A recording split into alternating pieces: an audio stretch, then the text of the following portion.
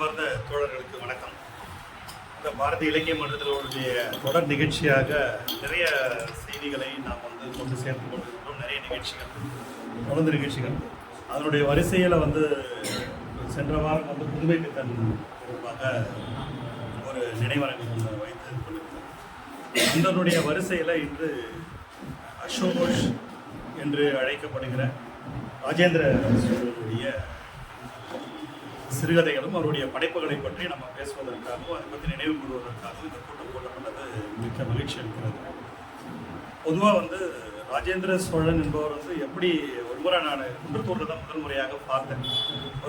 நமக்கு இந்த பெரிய சத்திரம் செங்குந்தர் சத்திரத்தை தேடி வரும்பொழுது அவர் அட்ரஸ் கேட்டுட்டு பேருந்து நிலையத்தில் நின்றுருந்தார். அப்படி இருக்கும்பொழுது கேட்கும்பொழுது அவர் ஐயா நான் உங்களை பார்த்துருக்கேன் அப்படின்னு சொல்லும்பொழுது எங்கே பார்த்துட்டு தமிழ்ச்சான்றோர் பேரவை மாதிரியான இடத்துல நான் பார்த்துருக்கேன் அப்படின்னு சொல்லிட்டு பொதுவாக அவருக்கு உள்ள அவருடைய ட்ராக் என்ன அப்படின்னு சொல்லி கேட்கும்பொழுது பார்த்தீங்கன்னா அவர் எதில் பயணிக்கிறார், எதை நோக்கி பயணிக்கிறார் சொல்லும் பொழுது முதல் ஆரம்ப காலகட்டத்தில் தான் இது மாதிரியான சிறுகதைகள்லாம் அவர் எழுதியிருந்தார். பின்னாடி தான் முற்போக்கு எழுத்தாளர் சங்கத்தில் ஈடுபாடாகவும் மாநில அளவில் இருக்கக்கூடிய நிர்வாகியும் இருந்தார். அவர் அந்த முற்போக்கு எழுத்தாளர் சங்கத்தில் ஈடுபாடு காட்டுவதற்கு முன்பாக எழுதப்பட்ட கதைகள் தான் இந்த பெண்ணை மையமாக வைத்து எழுதப்பட்ட கதைகள் எல்லாமே அப்படிப்பட்ட கதைகள் தான் முதல்ல வந்திருந்தது. அதுக்கு நிறைய விமர்சனத்திற்குள்ளாகவும் ஆனார். அப்புறம் பின்னாடி அவர் செம்மலர், மார்க்சிஸ்ட் போன்ற இதழில் எழுதும் பொழுது பறிமுதல்னு ஒரு கதை தொகுப்பு வெளியிட்டிருந்தார். அதில் பார்த்தீங்கன்னா முற்றிலும் முற்போக்கு தொடர்பான கதைகள் நாம் பார்க்க முடியும். அவருடைய ட்ராக் அந்த இடத்துல மாறுதுன்னு சொல்லி அங்கேருந்து பண்ணும்பொழுது அதிலிருந்து சில முரண்பாடுகள், ஒரு ஒடுக்கப்பட்டவருடைய விடுதலை பொருளாதார ரீதியாக பார்ப்பது சரியானதல்ல, ஒரு தட்டையாக இருக்குது. தமிழ் தேசியம் குறித்த உங்களுடைய பார்வை சரியில்லைன்னு சொல்லிட்டு அவர் இடதுசாரி இயக்கத்திலிருந்து விலகி மார்க்சிஸ்ட் லெனினிஸ்ட் மாதிரியான அமைப்புகள்லையும் தமிழ் தேசிய இடதுசாரி பார்வையோடு இருக்கக்கூடிய அமைப்புகளில் அதற்கு பின்னாடி தான் அசோகோஷனுடைய பெயர். முதல் அசோகோஷன்ற பெயர் அவர் அரசு பள்ளியினுடைய ஆசிரியர். அவருடைய படைப்புகள் எல்லாமே அந்த பேரில் வரக்கூடாது, அவருடைய பேரில் வரும்பொழுது பல நெருக்கடிகள் அவருக்கு வரும்னு சொல்லிட்டு தான் அசோகோஷன்ற புனைப்பெயரை வச்சுக்கிறார். அதுக்கு பின்னாடி அவர் தமிழ் தேசியம் தொடர்ந்து இயங்கும் பொழுது ராஜேந்திர சோழன்ற பெயரில் அறியப்படுகிறார். பின்னாடி அவர் பெயர் மாற்றம் செய்து அவரை கொண்டாடுவதற்கும் இல்லை அவர் ஒரு பேசப்படக்கூடிய நினைவுபடக்கூடிய ஒரு நினைவேந்தல் கூட்டம் நடத்தக்கூடிய ஒரு நிகழ்ச்சி இருப்பதற்கான மிக முக்கியமான காரணம் அவருடைய சிறுகதைகள் இல்லை. அவர் செயல்பாட்டாளர். ரெண்டாவது விஷயம் அவருடைய கட்டுரைகளும் அவருடைய அந்த சித்தாந்த கருத்துக்கள் அவர் கொண்டு இருக்கக்கூடிய அந்த தலையங்க கட்டுரைகள் மூலமாகத்தான் அவர் பேசப்பட்டார், கொண்டாடப்பட்டார். இருந்தாலும் ஒரு கலைஞன் என்கிற ஒரு முறையில் கலை இலக்கியங்கள் யாவும் மக்களுக்காக என்ற அடிப்படையில் நம்ம பேசும்பொழுது அந்த கதைகளை விமர்சனத்திற்கு உட்படுத்துவது தவறு இல்லை, அதுவும் ஒரு முறை தான். இதில் நிறைய கதைகள் படித்திருந்தாலும் அதில் ஒரு கதையை பற்றி இன்று பேசுவதற்காக காசுக்காக அல்ல அப்படின்னு ஒரு கதை ஒன்று இருக்காரு. காசுக்காக அல்லன்றது ஒரு சின்ன ஒரு கதை, ரொம்ப ஒரு போக்கை சொல்லக்கூடிய கதைன்னு சொல்ல முடியாது. அந்த கதையினுடைய ஓட்டம் என்னென்னா, ஒரு சாதாரண ஒரு ரிக்ஷாக்காரனுடைய ஒரு நாள் பணியை சொல்கிற மாதிரியான ஒரு கதை. பொதுவாக ஒரு ரிக்ஷாக்காரர் ஏதாவது ஒரு பஸ் ஸ்டாண்ட்லேயோ அதுலேயோ நிற்கும் பொழுது அவர்களுக்கான சவாரியை எதிர்பார்த்துக்கிட்டே இருப்பார். அப்படி சவாரி எதிர்பார்த்து நீங்கள் மதுரை பக்கம் போய் இறங்கும் போதெல்லாம் பார்க்கும்போதெல்லாம் உங்களுக்கு என்ன ஆகும், வண்டி நிற்கும் பொழுது அந்த ஆட்டோக்காரங்க என்ன பண்ணுவாங்க, லைனாக நிற்பாங்க. நீங்கள் நிற்கும் பொழுது என்ன சொல்லுவாங்க, பச்சை சட்டை, ப்ளூ சட்டை, அந்த மஞ்சள் கலர் புடவை அப்படின்னு சொல்லி சொல்லுவாங்க. அப்படின்னா என்னன்னா அவங்க ரிசர்வ் பண்ணிட்டாங்களாம். அவங்க இறங்கும் பொழுது அவங்க எங்கே போகிறாங்கன்றது அந்த ஆட்டோக்காரர் தான் ஓட்டுவார். அவர் பச்சை சட்டைன்னு சொல்லிட்டாருன்னா அவர் நம்ம ஏழ்முத்து தோழர் இறங்கிட்டாருன்னா அவர் எங்கே போகிறாரோ அந்த சவாரியை அவர் தான் எடுத்துட்டு போவார். அது மாதிரியான ஒரு கருத்தோட இருப்பாங்க. இப்போ இது மாதிரி இருக்கும் பொழுதுனாச்சு இந்த ரிக்ஷாக்காரர் நிற்கிறாரு, எல்லாரும் போய் வைக்கிறாங்க. ஒரு பஸ் ஸ்டாண்டில் வெளியூர்லேருந்து வரக்கூடிய ஒரு திருவள்ளூர் மாதிரியான ஒரு நீண்ட தொலைவு பயணம் செய்யக்கூடிய எக்ஸ்பிரஸ் வண்டி நிற்குது. இறங்கின உடனே எல்லாரையும் போய் வைக்கிறாங்க, எல்லா ரிக்ஷாக்காரரும் போய் வைக்கிறாங்க, யாராவது சவாரிக்கு வருவாங்கன்னு சொல்லிட்டு.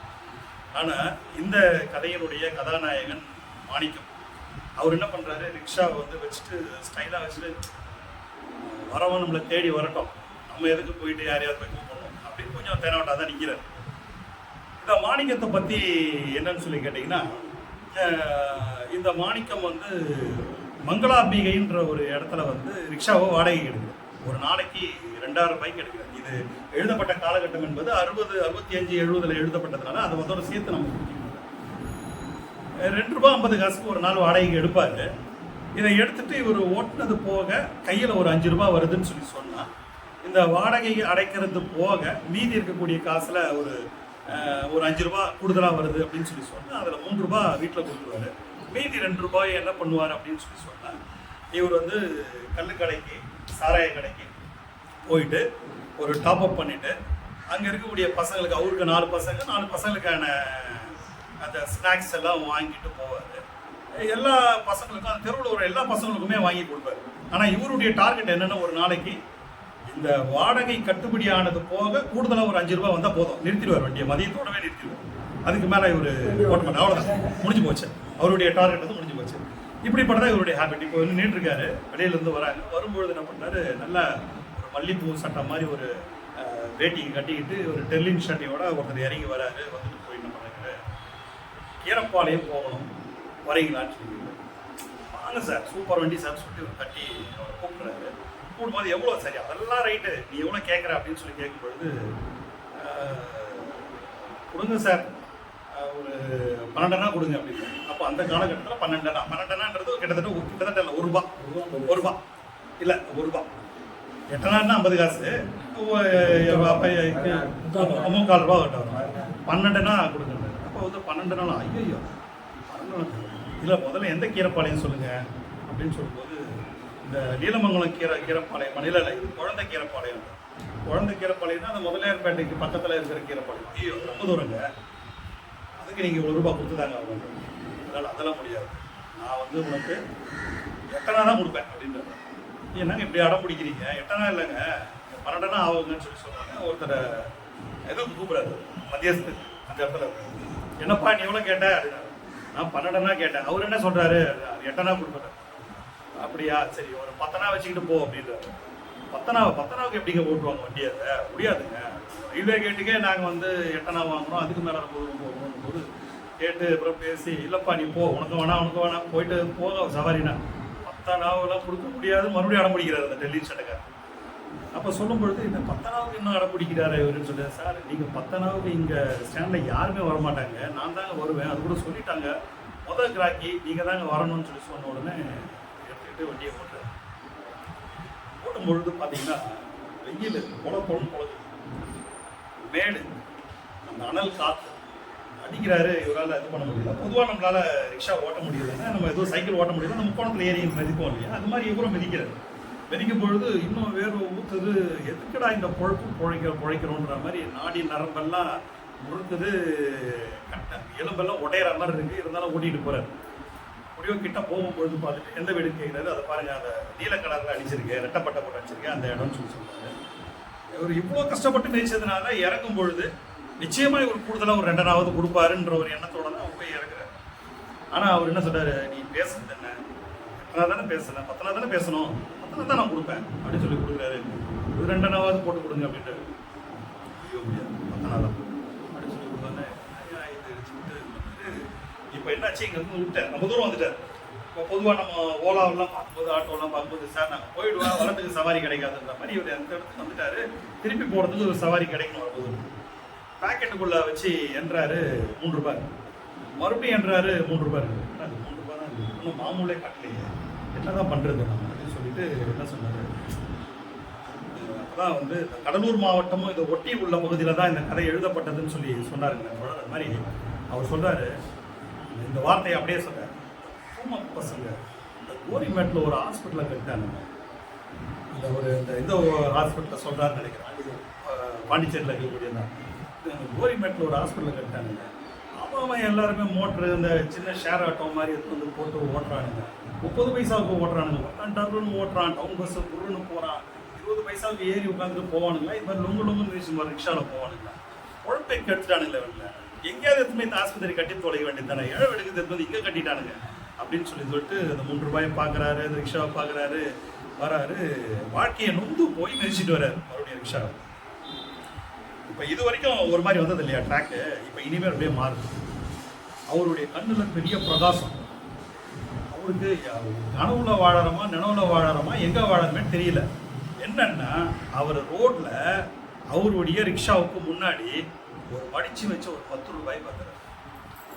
10 ரூபாய்க்கு போயிங்க இவர் இந்த 8 அணா 2 அணாவுக்கு வந்து வியாபாரம் பேசுறாங்கன்னும் பொழுது 10 ரூபான்றதுக்கான வித்தியாசத்தை புரிஞ்சுக்கணும். பெரிய வித்தியாசம். அது பார்த்த உடனே ஆஹான்னு சொல்லி முதல்ல காசை பார்த்த உடனே எல்லாரும் பண்றது காசை பார்த்ததுக்கு பிறகு சுத்தி பார்ப்பாங்க, யாராவது நம்மள பார்க்குறாங்களா அப்படின்னு சொல்லி. என்ன பண்றாரு, நேரம் கொண்டு போய் அந்த 10 ரூபாய்க்கு மேலே டயர் வர மாதிரி போய் நிறுத்தி ஒரு பிரேக் அடிச்சிருக்காரு. கீழே இறங்குறாரு. வண்டி காற்று சரியாக இருக்குதான்னு பார்க்குற மாதிரி போய் அது வால் டியூப் பார்க்குற மாதிரி போய் பார்த்து அந்த 10 ரூபாயை ரொம்ப நேக்காக மடித்து பேக்கெட்டுக்குள்ளே போட்டுருக்காரு. இப்போ 2 விஷயத்தை செக் பண்ணணும். ஒன்று, நிஜமா இல்லை கனவா. இவர் கிள்ளி பார்க்குறாரு, நிஜம்தான். 2வது, அந்த 10 ரூபாய் நோட்டு ஒரிஜினல்னா டூப்ளிகேட்டா அதை எடுத்து பாரு, அதுவும் ஒரிஜினல். ஆஹா, யாரும் இல்லை, நோ கிளைம், யாரும் கேட்கல. அப்போ அது நமக்கு தான் சரி, நம்மளுடைய டார்கெட் இன்னைக்கு முடிஞ்சது. அப்போ என்ன பண்ணணும், நம்ம நேராக சாராய கடைக்கு போகணும், டாப்அப் பண்ணணும், பசங்களுக்கு ஸ்நாக்ஸ் வாங்கணும், நம்ம பொண்டாட்டி மல்லிகாவுக்கு வந்து ஒரு ஜாக்கெட் பிட்டு வாங்கி கொடுக்கணும் சூப்பராக அப்படின்னு சொல்லி ஃபுல்லாக வந்து ஒரு பெரிய ஒரு லிஸ்ட் ஒன்று ரெடி ஆகிடுச்சு எடுத்துக்கிறாரு. இப்போ இனிமேல் போகிறாரு. இப்போ அடிக்கக்கூடிய காற்று அதே அனல் காற்று இப்போ தென்றலாக வீசுது. அவர்கிட்ட ஒரு டீ ஒன்று போடுவோம் அப்படின்னு சொல்லிட்டு போயிட்டு பாட்டு பாடிக்கிட்ட போய் டீ கிடைக்க உட்காந்துட்டு பண்ணும்போது இவருக்குள்ள இந்த 10 ரூபாய்க்கான எஸ்டிமேட் எல்லாம் ஓடிட்டு இருக்கு. என்னென்ன பண்ணலாம்னு பட்ஜெட் ஓடிட்டு இருக்கும்போது ஒருத்தர் கேட்குறாரு, வந்து பக்கத்தில் ஒருத்தர் கேட்குறாரு, வாங்க சவாரி வருமானு கேட்குறாரு. என்ன இது, அண்ணா லட்டு தின்ன இன்னொரு லட்டு தின்ன ஆசையான்ற மாதிரி இன்னொரு சவாரி, இதுக்கெல்லாம் நம்ம சவாரி வேறு ஒருத்தன் கேட்குறானேன்னு சொல்லிட்டு எங்கப்பா போகணும் அப்படின்னு, ரெட்டமங்கலம் போகணும். ரெட்டமங்கலம் போகணுமா, எவ்வளோ கொடுப்பேன், எவ்வளோ ஆகும் சொல்லுங்க. நீ 8 அணா ஆகாது சாமி, நான் 6 அணா உனக்கு கொடுக்குறேன். 6 அணா கொடுக்குறியா, பரவாயில்லவா பார்த்துக்கலாம், எங்கே போகிறோம், அவன் விட்டு போகிறவா, என் வண்டியில் உட்கார் ரதம் மாதிரி போவோம், மாணிக வண்டியில் ஏறணுவனுக்கு சொர்க்கம் நிச்சயம்னு சொல்லி கூப்பிட்டு போகிறாரு. போகும்போது பார்த்தீங்கன்னா இந்த வண்டி வந்து செம்ம ஸ்பீடு போகுது. மோட்டர் சைக்கிள் ஓவர்டேக் பண்ணுது, பசங்க ஸ்கூல் பசங்களை ஓவர்டேக் பண்ணுது. அவன் வந்து பெரிய போகும்போது தாத்தா பார்த்து போடுறான் ஒருத்தன், டே போகிறோம் போடா அப்படின்னு சொல்லிட்டு ஓட்டுறாரு. அவ்வளோ இருக்காது. இப்போ அடிக்கக்கூடிய காற்று, இப்போ அடிக்கக்கூடிய சவாரி வேற மாதிரி மாறிடும். இப்போ வந்து பொதுவாக அவருடைய இது எப்படின்னு கேட்டிங்கன்னா, எங்கேயாவது சவாரி கிடைக்கலன்னா இவர் வந்து இந்த டூரிங் டாக்கீஸு, இந்த டபுள் ரூட் ரோடு, இந்த இடத்தெல்லாம் நின்று யாரையாவது வருவாங்களான்னு சொல்லி பேண்ட் சட்டை போட்டவங்க, நல்ல ட்ரெஸ் போட்டவங்க எல்லாம் ஒவ்வொரு முறையும் விரிச்சு பார்த்துட்டு. இப்போ இது மாதிரியான நிலைமை இவருக்கு இல்லை. சரி, இன்னைக்கு என்னென்ன பண்ணலான்ற ஒரு இது வந்துச்சு. இப்போ இறங்கும்போது என்ன பண்ணுறாரு, அவர் இந்த 8 அணா கேட்டு 6 அணா தரன்னு ஒத்துக்கிட்டவர் இறங்கும்போது எடுத்து பார்க்குறாரு, தடவுறாரு. அந்த 6 அணா இல்லை, அதுக்கு 2 பைசா கம்மியாக இருக்குது அவர்கிட்ட. என்னன்னு கேட்டால் பார்த்து, என்ன காசு கம்மியாக இருக்குது அவ்வளோதானேயா, அது ஏன்யா கூச்சப்படுற, ஏன்யா சொல்லியா, இது இந்த 2 அணா 2 பைசா வச்சுன்னா என்ன கோட்டையாக கட்ட போகிறேன், இருக்கிறத கூட பார்த்துக்கலாம், என்ஜாய் அப்படின்னு. என்னடா இது, எப்பவுமே சண்டை போடுவாங்க, இன்னைக்கு சண்டையே போட மாட்டாரு. அந்த அளவுக்கு வந்து மூடு வந்து மாறிடுச்சு.